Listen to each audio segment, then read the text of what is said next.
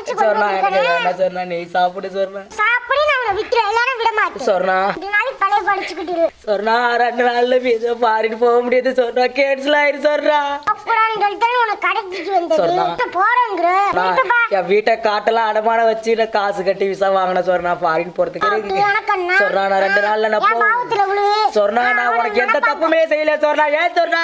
என்ன போட்டு டார்ச்சல் போடுறேன் தப்பு தப்பு சொன்னா நான் உன்னை வாடின்னு சொல்றதே என்ன மன்னிச்சிரு சொன்னா வாடின்னு சொல்றதே மன்னிச்சிரு சொன்னா விட்டுரு சொன்னா சொன்னா சொன்னா கால்லாம் வலிக்குது சொல்றா கால் வலிக்குது கை வலிக்குது சொல்றா என்ன விட சொல்ல அண்ணா அண்ணா அண்ணா என்ன விட்டுருண்ணே அண்ணா அண்ணா அண்ணா கூட ஒன்றும் பிரச்சனை இல்லை என் தங்கச்சியை ஏத்துக்க எல்லாம் நல்லபடியா அமையும் அண்ணா அண்ணா சொல்லாதுண்ணே எல்லாத்தையும் நான் வெளிநாட்டு ஃபாரின் போறது ரொம்ப கனவோட இருந்தேன் இனிமே நீ ஃபாரின்லாம் போக முடியாது என் தங்கச்சியை கட்டிக்க என் தங்கச்சி கூட நல்லபடியா வாழு அதுதான் இந்த ஜென்மத்துல நீ பண்ணாது